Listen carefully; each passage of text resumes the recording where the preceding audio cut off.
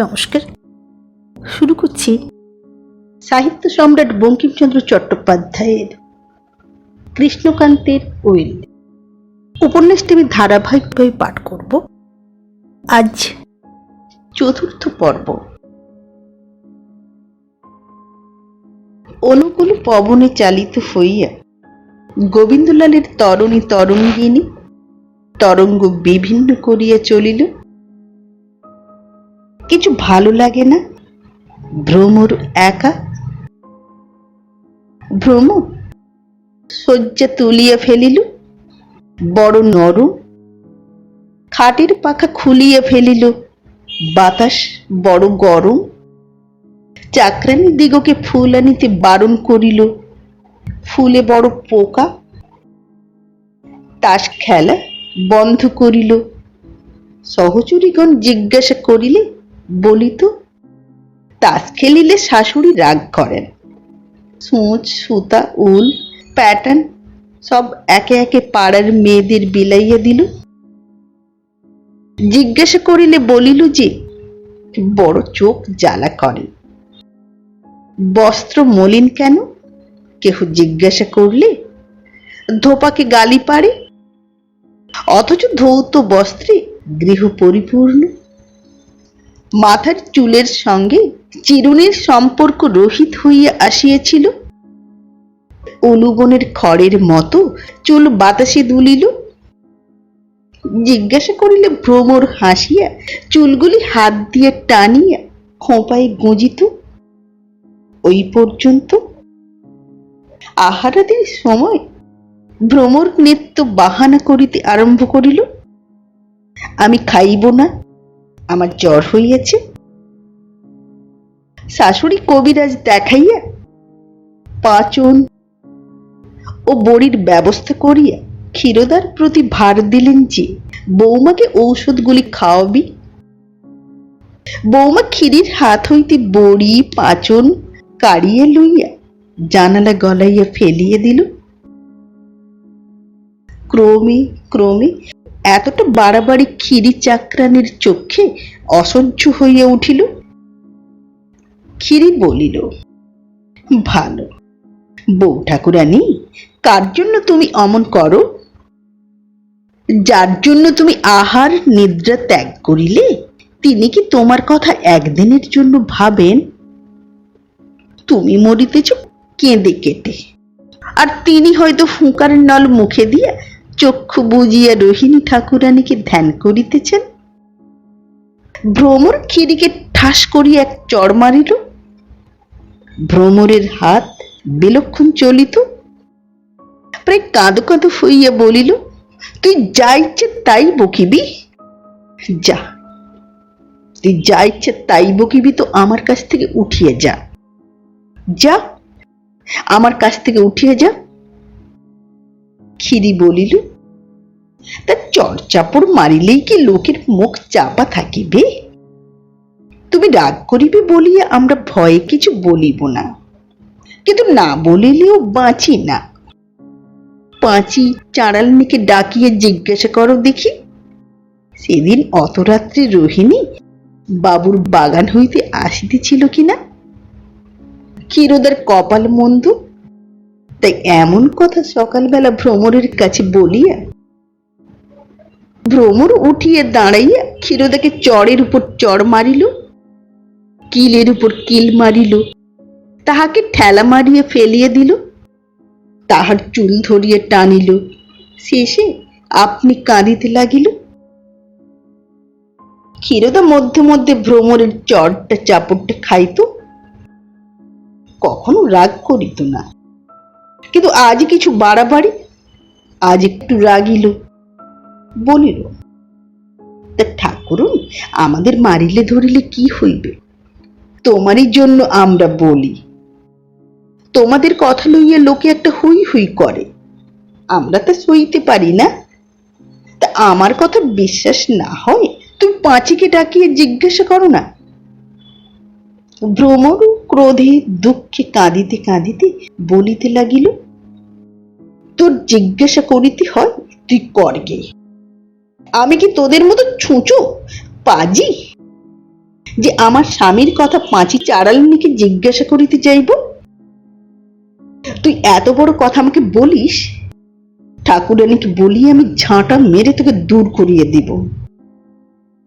তুই আমার সম্মুখ হইতে দূর হইয়া যা, যা।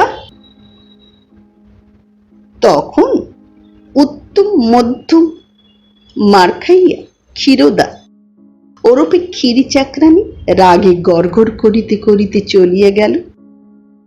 এদিকে ভ্রমর ঊর্ধ্বমুখে সজল নয়ন যুক্ত করে মনে মনে গোবিন্দলালকে ডাকিয়া বলিতে লাগিল, হে গুরু, শিক্ষক, ধর্মজ্ঞ, আমার একমাত্র সত্য স্বরূপ, তুমি কি সেদিন এই কথা আমার কাছে গোপন করিয়াছিলে? তার মনের ভিতর যে মন, হৃদয়ের যে লুক্কায়িত স্থান কেহ দেখিতে পায় না, যেখানে আত্মপ্রতারণা নাই, সেখান পর্যন্ত ভ্রমর দেখিলেন। স্বামীর প্রতি অবিশ্বাস নাই, অবিশ্বাস হয় না। ভ্রমর কেবল একমাত্র মনে ভাবিলেন যে তিনি অবিশ্বাসী হইলেই বা এমন দুঃখ কি? আমি মরিলেই সব ফুরাইবে। হিন্দুর মেয়ে মরা বড় সহজ মনে করে।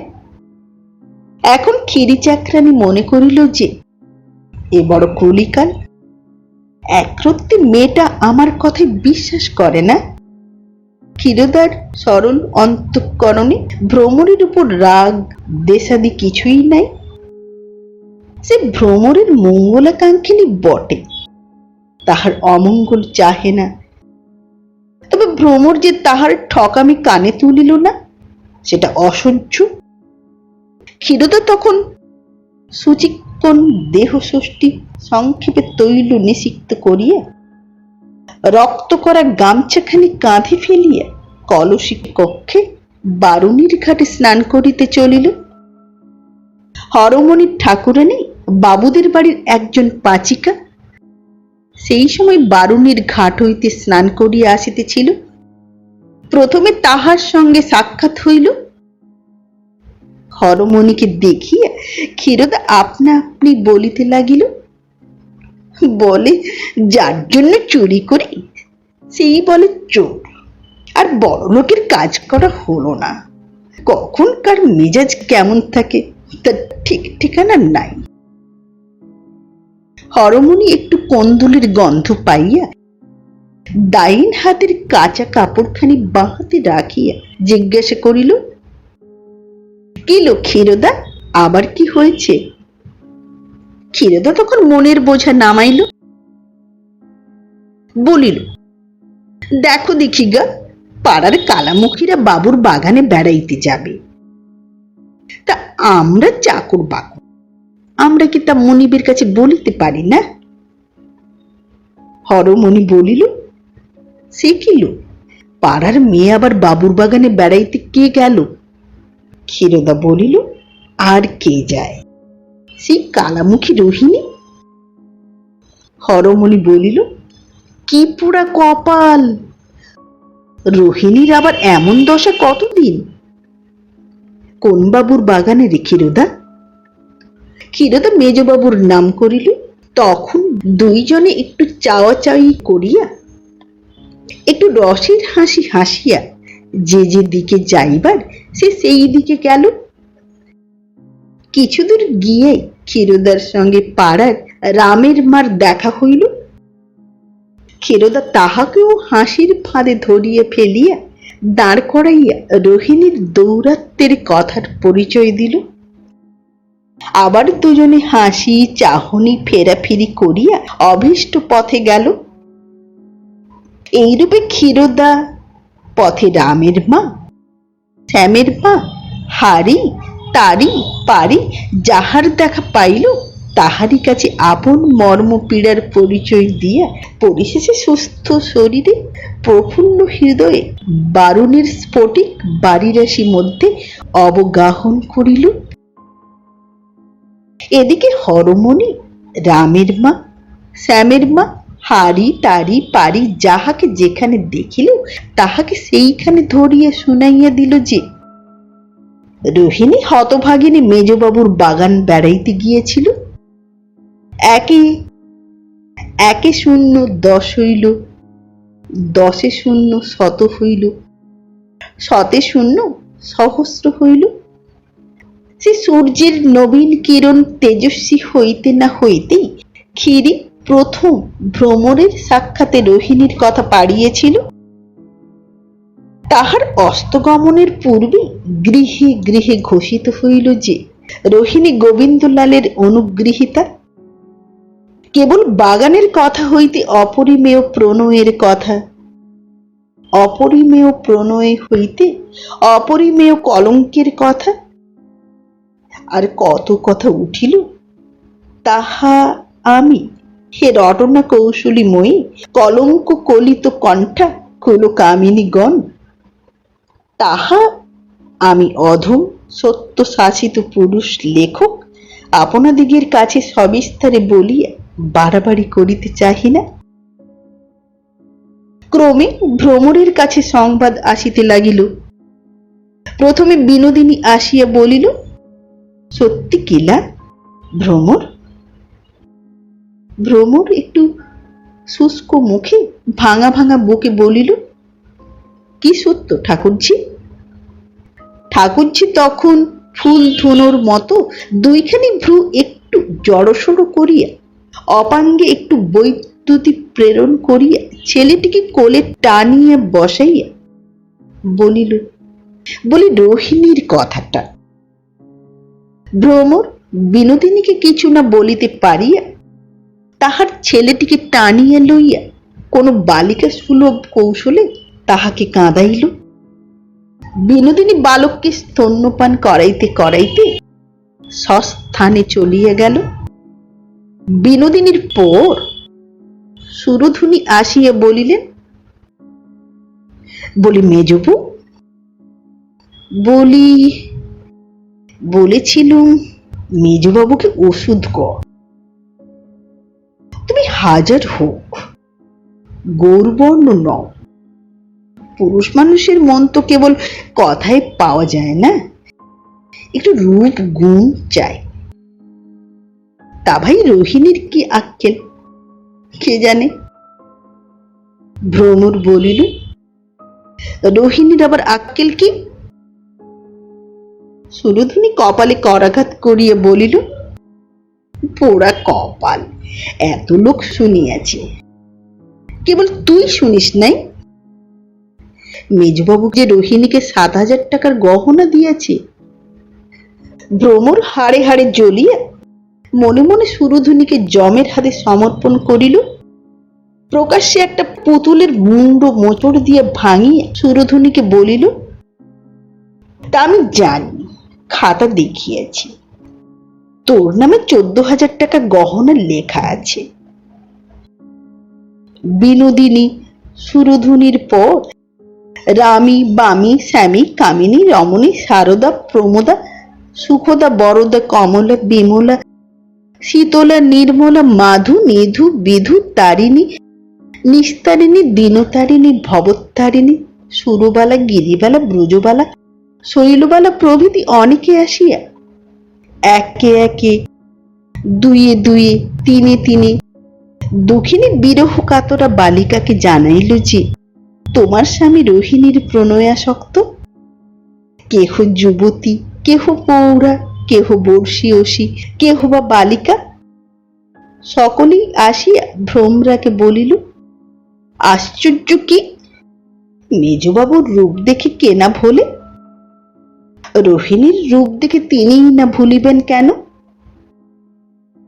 কেহ আদর করিয়া, কেহ চিড়াইয়া, কেহ রসে, কেহ রাগে, কেহ সুখে, কেহ দুঃখে, কেহ হেসে হেসে, কেহ কেঁদে কেঁদে ভ্রমরকে জানাইল যে ভ্রমর, তোমার কপাল ভাঙিয়াছে। গ্রামের মধ্যে ভ্রমর সুখী ছিল, তাহার সুখ দেখিয়া সকলেই হিংসায় মরিত।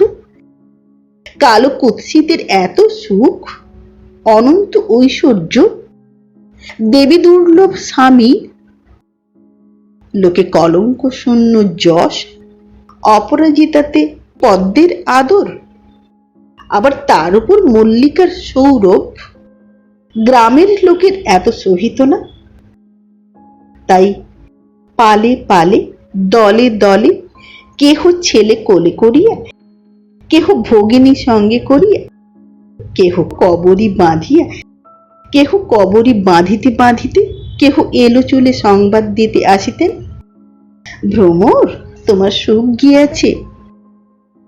কাহারও মনে হইল না যে ভ্রমর প্রতি বিরহ বিধুরা নিতান্ত দোষশূন্যা দুঃখিনী বালিকা।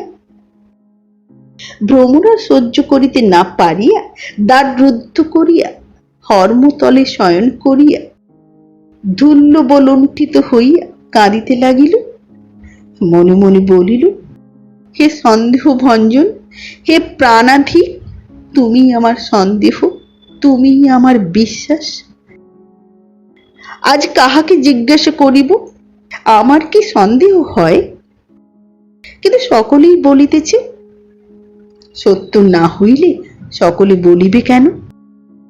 তুমি এখানে নাই, আজই আমার সন্দেহ ভঞ্জন কে করিবে? আমার সন্দেহ ভঞ্জন হইল না, তবে মরি না কেন? এ সন্দেহ লইয়া কি বাঁচা যায়? আমি মরি না কেন? ফিরিয়ে আসিয়া প্রাণেশ্বর, আমায় গালি দিও না যে ভ্রমরা তোমায় না বলিয়া মরিয়াছে। এখন ভ্রমরেরও যে জ্বালা, রোহিণীরও সেই জ্বালা। কথা যদি রটিল, রোহিণীর কানেই বা না উঠিবে কেন? রোহিণী শুনিল, গ্রামের রাষ্ট্র যে গোবিন্দলাল তাহার গোলাম 7,000 টাকার অলঙ্কার দিয়েছে। কথা যে কোথা হইতে রটিল তাহা রোহিণী শুনে নেয়। কে রটাইল তাহার কোনো তদন্ত করে নাই। একেবারে সিদ্ধান্ত করিল যে তবে ভ্রমরই রটাইয়াছে, নহিলে এত গায়ের জ্বালা কার? রোহিণী ভাবিল, ভ্রমর আমাকে বড় জ্বালাইল। সেদিন চোর অপবাদ, আজ আবার এই অপবাদ। এদেশে আর আমি থাকিব না। কিন্তু যাইবার আগে একবার ভ্রমরকে হাড়ে হাড়ে জ্বালাইয়া যাইব।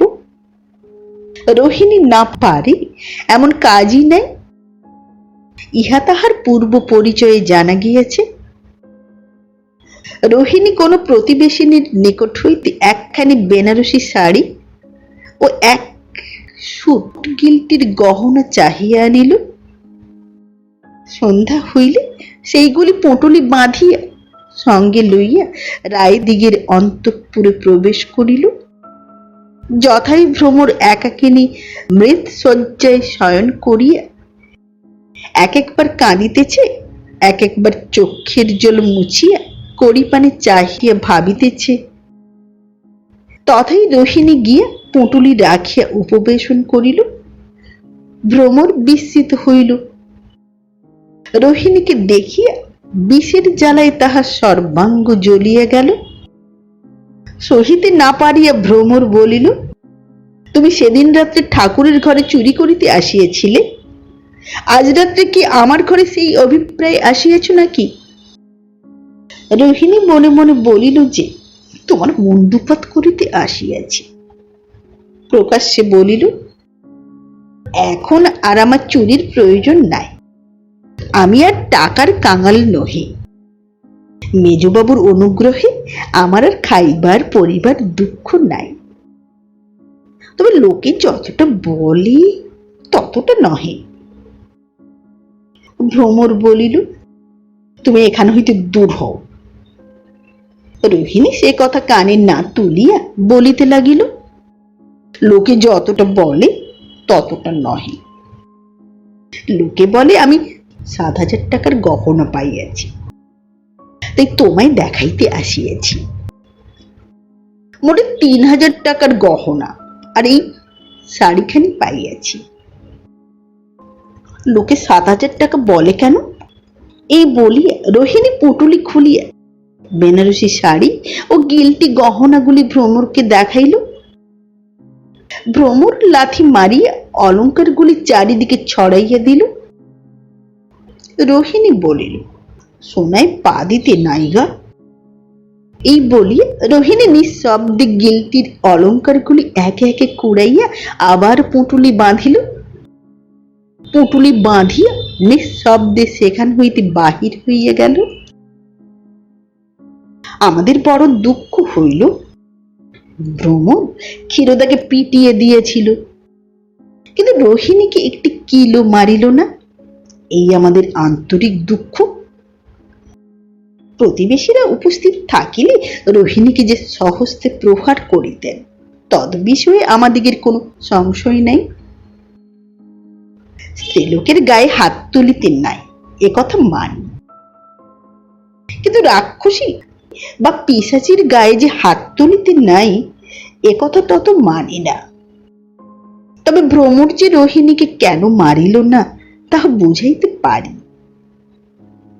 ভ্রমর ক্ষীরোদাকে ভালোবাসিত, সেই জন্য তাহাকে মারপিট করিয়েছিল। রোহিণীকে ভালোবাসিত না, এজন্য হাত উঠিল না। ছেলেতে ছেলেতে ঝগড়া করিলে জননী আপনার ছেলেটিকে মারে, পরের ছেলেটিকে মারে না। সে রাত্রি প্রভাত না হইতে ভ্রমর স্বামীকে পত্র লিখিতে বসিল। লেখাপড়া গোবিন্দলালই শিখাইয়াছিলেন, কিন্তু ভ্রমর লেখাপড়ায় তত মজবুত হইয়া উঠে নাই। ফুলটি, পুতুলটি, পাখিটি, স্বামীটিতে ভ্রমরের মন, লেখাপড়া বা গৃহকর্মে তত নহে। কাগজ লইয়া লিখিতে বসিলে একবার মুছিত, একবার কাটিত, একবার কাগজ বদলাইয়া আবার মুছিত, আবার কাটিত, শেষ ফেলিয়া দিত। 2-3 দিনে একখানা পত্র শেষ হইত না। কিন্তু আজ সে সকল কিছু হইল না। টেরা বাঁকা ছাদে যাহা লেখনির অগ্রে বাহির হইল আজ তাহাই ভ্রমরের মঞ্জুর। মগুলা স্বর মতো হইল, সগুলা মর মতো হইল, সগুলা ফর মতো, ফগুলা থর মতো। ইকারের স্থানে আকার, আকারের একেবারে লোপ। যুক্ত অক্ষরের স্থানে পৃথক পৃথক অক্ষর, কোন কোন অক্ষরের লোপ। ভ্রমর কিছু মানিল না। ভ্রমর আজি 1 ঘন্টার মধ্যে এক দীর্ঘ পত্র স্বামীকে লিখিয়ে ফেলিল। কাটাকুটি যে ছিল না এ মতো নহে। আমরা পত্রখানির কিছু পরিচয় দিতেছি। ভ্রমর লিখিয়াছে, সেবিকা শ্রী ভোমরা। তারপর ভোমরা কাটিয়া ভ্রমর করিল দাস্যা, তাহা কাটিয়া দাস্য, তাহা কাটিয়া দাস্যে, তাহা কাটিয়া দাস্য প্রণামা নিবেদনঞ্চ বিশেষ। এইরূপ পত্র লেখার প্রণালী। যাহা লিখিয়াছিল তাহার বর্ণগুলি শুদ্ধ করিয়া ভাষা একটুকু সংশোধন করিয়া নিম্নে লিখিতেছি। ভ্রমর লিখিয়াছে এইরূপ: সেদিন রাত্রে বাগানে কেন তোমার দেরি হইয়াছিল তাহা আমাকে ভাঙিয়া বলিলে না। 2 বৎসর পরে বলিবে বলিয়েছিলে, কিন্তু কপালের দোষে আগেই তাহা শুনিলাম। শুনিয়াছি কেন? দেখিয়াছি। তুমি রোহিণীকে যে বস্ত্রালঙ্কার দিয়েছ তাহা সে স্বয়ং আমাকে দেখাইয়া গিয়েছে। তুমি জানো না বোধহয় যে তোমার প্রতি আমার ভক্তি অচলা, তোমার উপর আমার বিশ্বাস অনন্ত। আমিও তাহা জানিতাম, কিন্তু এখনো বুঝিলাম যে তাহা নহে। যতদিন তুমি ভক্তির যোগ্য ততদিন আমারও ভক্তি, যতদিন তুমি বিশ্বাসী ততদিন আমারও বিশ্বাস। এখন তোমার উপর আমার ভক্তি নাই, বিশ্বাসও নাই। তোমার দর্শনে আমার আর সুখ নাই। তুমি যখন বাড়ি আসিবে আমাকে অনুগ্রহ করিয়া খবর লিখিও। আমি কাঁদিয়ে কাটিয়ে যেমন করিয়া পারি পিত্রালয়ে যাইব। গোবিন্দলাল যথাকালে সেই পত্র পাইলেন। তাহার মাথায় বজ্রাঘাত হইল। কেবল হস্তাক্ষরে এবং বর্ণশুদ্ধির প্রণালী দেখিয়ে তিনি বিশ্বাস করিলেন যে এ ভ্রমরের লেখা। তথাপি মনে অনেকবার সন্দেহ করিলেন, ভ্রমর তাহাকে এমন পত্র লিখিতে পারে তাহা তিনি কখনো বিশ্বাস করেন নাই। সেই ডাকে আরো কয়েকখানি পত্র আসিয়াছিল। গোবিন্দলাল প্রথমেই ভ্রমরের পত্র খুলিয়াছিলেন। পড়িয়া স্তম্ভিতের ন্যায় অনেকক্ষণ নিশ্চেষ্ট রহিলেন। তারপর সে পত্রগুলি অন্য মনে পড়িতে আরম্ভ করিলেন। তন্মধ্যে ব্রহ্মানন্দ ঘোষের পত্র পাইলেন।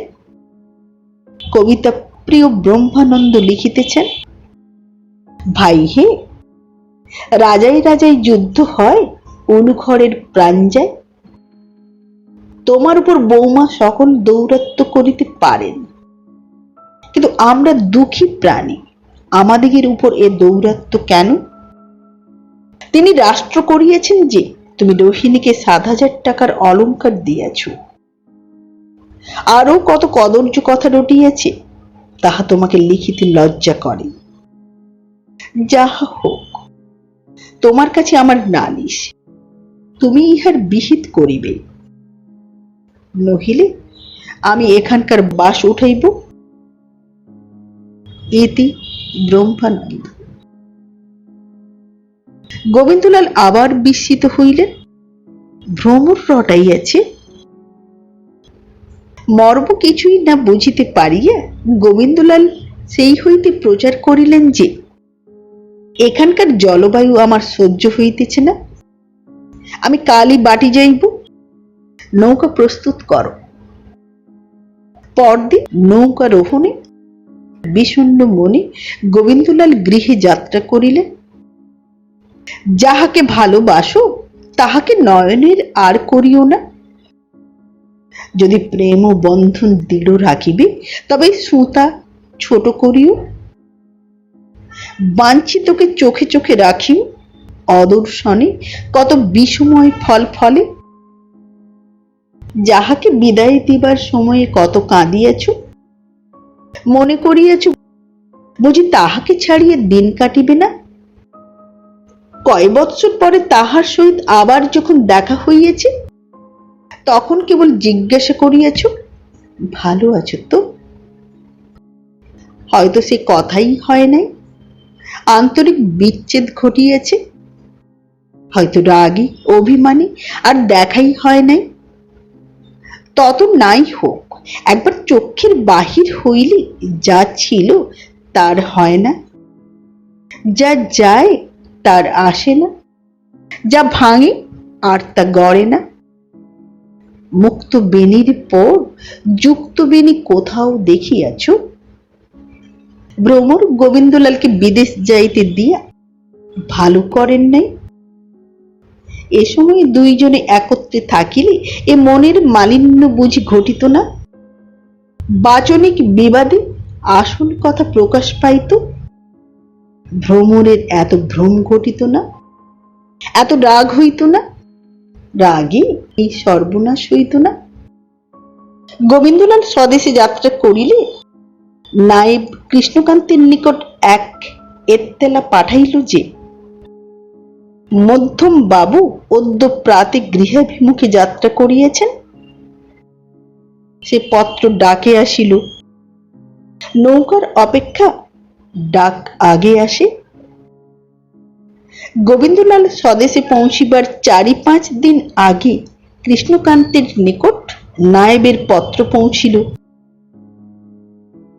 ভ্রমর শুনিলেন স্বামী আসিতেছেন। ভ্রমর তখনই আবার পত্র লিখিতে বসিলেন।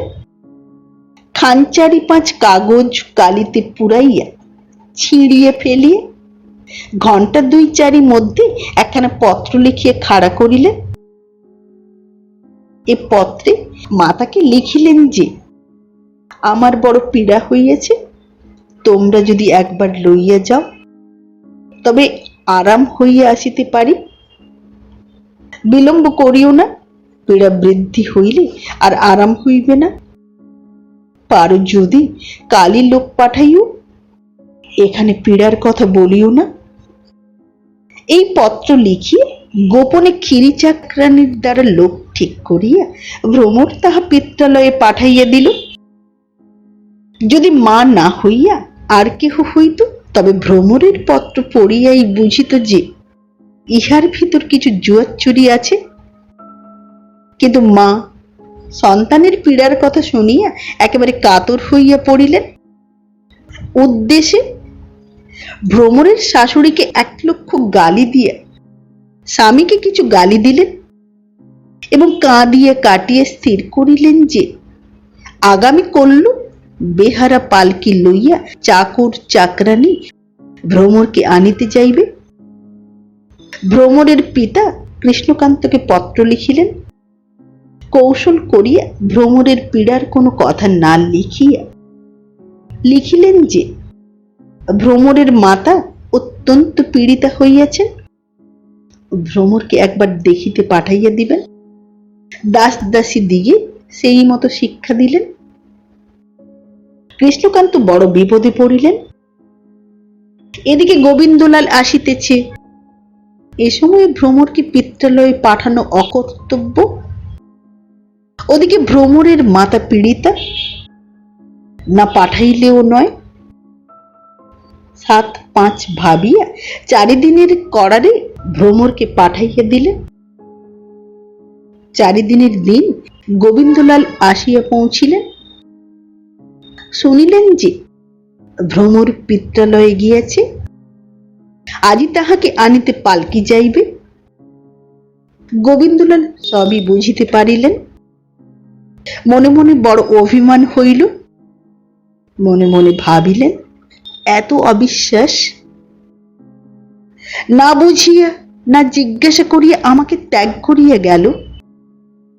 আমি আর সে ভ্রমরের মুখ দেখিব না। যাহার ভ্রমর নাই সে কি প্রাণ ধারণ করিতে পারে না? এই ভাবিয়া গোবিন্দলাল ভ্রমরকে আনিবার জন্য লোক পাঠাইতে মাতাকে নিষেধ করিলেন। কেন নিষেধ করিলেন তাহা কিছুই প্রকাশ করিলেন না। তাহার সম্মতি পাইয়া কৃষ্ণকান্ত বধূ আনিবার জন্য আর কোনো উদ্যোগ করিলেন না। এইরূপে 2-4 দিন গেল। ভ্রমরকে কেহ আনিল না, ভ্রমরও আসিল না। গোবিন্দলাল মনে করিলেন ভ্রমরের বড় স্পর্ধা হইয়াছে, তাহাকে একটু কাঁদাইব। মনে করিলেন ভ্রমর বড় অবিচার করিয়াছে, একটু কাঁদাইব।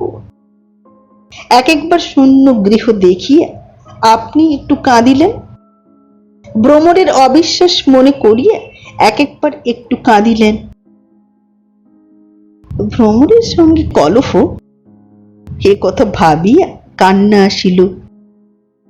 আবার চোখের জল মুছিয়া রাগ করিলেন। রাগ করিয়া ভ্রমরকে ভুলিবার চেষ্টা করিলেন। ভুলিবার সাধ কি? সুখ যায়, স্মৃতি যায় না। ক্ষত ভালো হয়, দাগ ভালো হয় না। মানুষ যায়, নাম থাকে, শেষে দুর্বুদ্ধি। গোবিন্দলাল মনে করিলেন ভ্রমরকে ভুলিবার উৎকৃষ্ট উপায় রোহিণীর চিন্তা। রোহিণীর অলৌকিক রূপ ও প্রভা একদিনও গোবিন্দলালের হৃদয় পরিত্যাগ করে নাই। গোবিন্দলাল জোর করিয়া তাহাকে স্থান দিতেন না, কিন্তু সে ছাড়িত না। উপন্যাসে শোনা যায় কোন গৃহে ভূতের দৌরাত্ম্য হইয়াছে। ভূত দিবারাত্রি উঁকি ঝুঁকি মারে, কিন্তু ওঝা তাহাকে তাড়াইয়া দেয়। রোহিণী পেতনি তেমনি দিবারাত্রি গোবিন্দলালের হৃদয় মন্দিরে উঁকি ঝুঁকি মারে, গোবিন্দলাল তাহাকে তাড়াইয়া দেয়। যেমন জলতলে চন্দ্র সূর্যের ছায়া আসে, চন্দ্র সূর্য নাই, তেমনি গোবিন্দলালের হৃদয়ে অহরহ রোহিণীর ছায়া, রোহিণী নাই। গোবিন্দলাল ভাবিলেন যদি ভ্রমরকে আপাতত ভুলিতে হইবে তবে রোহিণীর কথাই ভাবি, নহিলে এ দুঃখ ভুলা যায় না। অনেক কুচিকিৎসক ক্ষুদ্র রোগের উপশমের জন্য উৎকট বিষের প্রয়োগ করেন। গোবিন্দলালও ক্ষুদ্র রোগের উপশম উৎকট বিষের প্রয়োগে প্রবৃত্ত হইলেন। গোবিন্দলাল আপন ইচ্ছায় আপনি আপন অনিষ্ট সাধনে প্রবৃত্ত হইলেন। রোহিণীর কথা প্রথমে স্মৃতিমাত্র ছিল, পরে দুঃখে পরিণত হইল, দুঃখ হইতে বাসনায় পরিণত হইল। গোবিন্দলাল বারুণী তটে পুষ্প বৃক্ষ পরিবেষ্টিত মণ্ডপ মধ্যে উপবেশন করিয়া সেই বাসনার জন্য অনুতাপ করিতেছিলেন। বর্ষাকাল, আকাশ মেঘাচ্ছন্ন, বাদল হইয়াছে, বৃষ্টি কখনো কখনো জোরে আসিতেছে, কখনো কখনো মৃদু হইতেছে, কিন্তু বৃষ্টি ছাড়া নাই। সন্ধ্যা উত্তীর্ণ হয়, প্রায়াগতা যামিনীর অন্ধকার, তাহার উপর বাদলের অন্ধকার, বারুণীর ঘাট স্পষ্ট দেখা যায় না। গোবিন্দলাল অস্পষ্ট রূপে দেখিলেন যে একজন স্ত্রীলোক নামিতেছে। রোহিণীর সেই সোপান অবতরণ গোবিন্দলালের মনে হইল। বাদলে ঘাট বড় পিচ্ছল হইয়াছে, পাছে পিছলে পা পিছলাইয়া স্ত্রীলোকটি জলে পড়িয়া গিয়া বিপদগ্রস্ত হয় ভাবিয়া গোবিন্দলাল কিছু ব্যস্ত হইলেন। পুষ্প মণ্ডপ হইতে ডাকিয়া বলিলেন, কে গা তুমি? আজ ঘাটে নামিও না, বড় পিছল, পড়িয়া যাইবে। কে গা তুমি? স্ত্রীলোকটি তাহার কথা স্পষ্ট বুঝিতে পারিয়াছিল কিনা বলিতে পারি না। বৃষ্টি পড়িতেছিল, বোধহয় বৃষ্টির শব্দে সে ভালো করিয়া শুনিতে পায় নাই। সে কুক্ষিস্থ কলসি ঘাটে নামাইল, সোপান পুনরারোহণ করিল। ধীরে ধীরে গোবিন্দলালের পুষ্পোদ্যান অভিমুখে চলিল। উদ্যান দ্বার উদ্ঘাটিত করিয়া উদ্যান মধ্যে প্রবেশ করিল। গোবিন্দলালের কাছে মণ্ডপ তলে গিয়ে দাঁড়াইল। গোবিন্দলাল দেখিলেন সম্মুখে রোহিণী। গোবিন্দলাল বলিলেন, ভিজিতে ভিজিতে এখানে কেন রোহিণী? রোহিণী বলিল, আপনি কি আমাকে ডাকিলেন? গোবিন্দলাল বলিলেন, ডাকি নাই, ঘাট বড় পিচ্ছল, নামিতে বারণ করিতেছিলাম। দাঁড়াইয়া ভিজিতেছ কেন? রোহিণী সাহস পাইয়া মণ্ডপ মধ্যে উঠিল। গোবিন্দলাল বলিলেন, লোকে দেখিলে কি বলিবে? রোহিণী বলিল, যা বলিবার তা বলিতেছে। সে কথা আপনার কাছে একদিন বলিব বলিয়া অনেক যত্ন করিতেছি। গোবিন্দলাল বলিল, আমারও সে সম্বন্ধে কতকগুলি কথা জিজ্ঞাসা করিবার আছে। কে এ কথা রটাইল? তোমরা ভ্রমরের দোষ দাও কেন? রোহিণী বলিল, তাহলে বলিতেছি, কিন্তু এখানে দাঁড়াইয়া বলিব কি? গোবিন্দলাল বলিলেন, না, আমার সঙ্গে আইসো। এই বলিয়া গোবিন্দলাল রোহিণীকে ডাকিয়া বাগানের বৈঠকখানায় লইয়া গেলেন। সেখানে উভয়ে যে কথোপকথন হইল তাহার পরিচয় দিতে আমাদিগের প্রবৃত্তি হয় না। কেবল এইমাত্র বলিব যে সে রাত্রি রোহিণী গৃহে যাইবার পূর্বে বুঝিয়া গেলেন যে গোবিন্দলাল রোহিণীর রূপে মুগ্ধ। রূপে মুগ্ধ কে কার নয়। আমি হরিৎ নীল চিত্রিত প্রজাপতিটির রূপে মুগ্ধ, তুমি কুসুমিত কামিনী শাখার রূপে মুগ্ধ। তাতে দোষ কি? রূপ তো মোহের জন্যই হইয়াছিল। গোবিন্দলাল প্রথমে এইরূপ ভাবিলেন, পাপের প্রথম সোপানে পদার্পণ করিয়া পুণ্যাত্মাও এইরূপ ভাবে।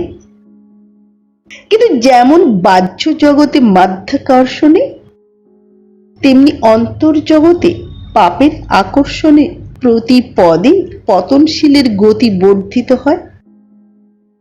গোবিন্দলালের অধঃপতন বড় দ্রুত হইল। কেননা রূপ তৃষ্ণা অনেকদিন হইতে তাহার হৃদয় শুষ্ক করিয়া তুলিয়াছে। আমরা কেবল কাঁদিতে পারি, অধঃপতন বর্ণনা করিতে পারি না। ক্রমে কৃষ্ণকান্তের কানে রোহিণী ও গোবিন্দলালের নাম একত্রিত হইয়া উঠিল। কৃষ্ণকান্ত দুঃখিত হইলেন। গোবিন্দলালের চরিত্রে কিছুমাত্র কলঙ্ক ঘটিলে তাহার বড় কষ্ট। মনে মনে ইচ্ছা হইল গোবিন্দলালকে কিছু অনুযোগ করিবেন, কিন্তু সম্প্রতি কিছু পীড়িত হইয়া পড়িয়াছিলেন, শয়ন মন্দির ত্যাগ করিতে পারিতেন না। সেখানে গোবিন্দলাল তাহাকে প্রত্যহ দেখিতে আসিত, কিন্তু সর্বদা তিনি সেবকগণ পরিবেষ্টিত থাকিতেন। গোবিন্দলালকে সকলের সাক্ষাতে কিছু বলিতে পারিতেন না, কিন্তু পীড়া বড় বৃদ্ধি পাইল। হঠাৎ কৃষ্ণকান্তের মনে হইল যে বুঝি চিত্রগুপ্তের হিসাব নিকাশ হইয়া আসিল। এ জীবনের সাগর সঙ্গম বুঝি সম্মুখে, আর বিলম্ব করিলে কথা বুঝি বলা হইবে না। একদিন গোবিন্দলাল অনেক রাত্রে বাগান হইতে প্রত্যাগমন করিলেন। সেই দিন কৃষ্ণকান্ত মনের কথা বলিবেন মনে করিলেন। গোবিন্দলাল দেখিতে আসিলেন। কৃষ্ণকান্ত পার্শ্ববর্তীগণকে উঠিয়ে যাইতে বলিলেন। পার্শ্ববর্তীগণ সকলে উঠিয়ে গেল। তখন গোবিন্দলাল কিঞ্চিত অপ্রতিভ হইয়া জিজ্ঞাসা করিলেন, আপনি আজ কেমন আছেন? কৃষ্ণকান্ত বলিলেন, আজই বড় ভালো নই। তোমার এত রাত্রি হইল কেন? গোবিন্দলাল সে কথার উত্তর না দিয়া কৃষ্ণকান্তের প্রকোষ্ঠ হস্ত মধ্যে লইয়া নাড়ি টিপিয়ে দেখিলেন। অকস্মাৎ গোবিন্দলালের মুখ শুকাইয়া গেল। কৃষ্ণকান্তের জীবন প্রবাহ অতি ধীরে ধীরে বহিতেছে। গোবিন্দলাল কেবল বলিলেন, আমি আসিতেছি। কৃষ্ণকান্তের শয়ন গৃহ হইতে নির্গত হইয়া গোবিন্দলাল একেবারে স্বয়ং বৈদ্যের গৃহে গিয়া উপস্থিত হইলেন। বৈদ্য বিস্মিত হইল। গোবিন্দলাল বলিলেন, মহাশয়, শীঘ্র ঔষধ লইয়া আসুন। জ্যেষ্ঠ তাঁতের অবস্থা বড় ভালো বোধ হইতেছে না। বৈদ্য শশব্যস্তে এক রাশি বটিকা লইয়া তাহার সঙ্গে ছুটিলেন। কৃষ্ণকান্তের গৃহে গোবিন্দলাল বৈদ্য সহিত উপস্থিত হইলেন। কৃষ্ণকান্ত কিছু ভীত হইলেন। কবিরাজ হাত দেখিলেন। কৃষ্ণকান্ত জিজ্ঞাসা করিলেন, কেমন, কিছু শঙ্কা হইতেছে কি? বৈদ্য বলিলেন, মনুষ্য শরীরে শঙ্কা কখন নাই? কৃষ্ণকান্ত বুঝিলেন, বলিলেন, কতক্ষণ মেয়াদ? বৈদ্য বলিলেন, ঔষধ খাওয়াইয়া পশ্চাৎ বলিতে পারিব। বৈদ্য ঔষধ মারিয়া সেবনের জন্য কৃষ্ণকান্তের নিকট উপস্থিত হইলেন। কৃষ্ণকান্ত ঔষধের খল হাতে লইয়া একবার মাথায় স্পর্শ করাইলেন। তাহার পর ঔষধটুকু সমুদয় পিকদানিতে নিক্ষিপ্ত করিলেন। বৈদ্য বিষণ্ণ হইল। কৃষ্ণকান্ত দেখিয়ে বলিলেন, বিষণ্ণ হইবেন না, ঔষধ খাইয়া বাঁচিবার বয়স আমার নহে। ঔষধের অপেক্ষা হরিনামে আমার উপকার। তোমরা হরিনাম করো, আমি শুনি। কৃষ্ণকান্ত ভিন্ন কেহই হরিনাম করিল না, কিন্তু সকলেই স্তম্ভিত, ভীত, বিস্মিত হইল। কৃষ্ণকান্ত একাই ভয়শূন্য। কৃষ্ণকান্ত গোবিন্দলালকে বলিলেন, আমার শিয়রের দেরাজের চাবি আছে, বাহির করো। গোবিন্দলাল বালিশের নিচ হইতে চাবি লইলেন। কৃষ্ণকান্ত বলিলেন, দেরাজ খুলিয়া আমার উইল বাহির করো। গোবিন্দলাল দেরাজ খুলিয়া উইল বাহির করিলেন। কৃষ্ণকান্ত বলিলেন, আমার মামলা, মুহুরী ও 10 জন গ্রামস্থ ভদ্রলোক ডাকাও। তখনই নায়েব, মুহুরী, কারকুনে, চট্টোপাধ্যায়, মুখোপাধ্যায়, বন্দ্যোপাধ্যায়, ভট্টাচার্য, ঘোষ, বসু, মিত্র, দত্তে ঘর পুড়িয়া গেল। কৃষ্ণকান্ত একজন মুহুরীকে আজ্ঞা করিলেন, আমার উইল পড়ো। মুহুরী পড়িয়া সমাপ্ত করিল। কৃষ্ণকান্ত বলিলেন, ও উইল ছিঁড়িয়া ফেলিতে হইবে, নতুন উইল লেখো। মুহুরী জিজ্ঞাসা করিল, কিরূপে লিখিব? কৃষ্ণকান্ত বলিলেন, যেমন আছে সব সেই রূপ, কেবল। কেবল কি? কেবল কেবল গোবিন্দলালের নাম কাটিয়ে দিয়া তাহার স্থানে আমার ভ্রাতস্পুত্রবধূ ভ্রমরের নাম লেখো। ভ্রমরের অবর্তমানাবস্থায় গোবিন্দলাল ওই অর্ধাংশ পাইবে, লেখো। সকলে নিস্তব্ধ হইয়া রহিল, কেহ কোনো কথা কহিল না। মুহুরী গোবিন্দলালের মুখপানে চাহিল। গোবিন্দলাল ইঙ্গিত করিলেন, লেখো। মুহুরী লিখিতে আরম্ভ করিল। লেখা সমাপন হইলে কৃষ্ণকান্ত স্বাক্ষর করিলেন। সাক্ষীগণ স্বাক্ষর করিল। গোবিন্দলাল আপনি উপযাচক হইয়া উইলখানি লইয়া তাহাতে সাক্ষী স্বরূপ স্বাক্ষর করিলেন। উইলে গোবিন্দলালের এক কপটদক্ষ নাই, ভ্রমরের অর্ধাংশ।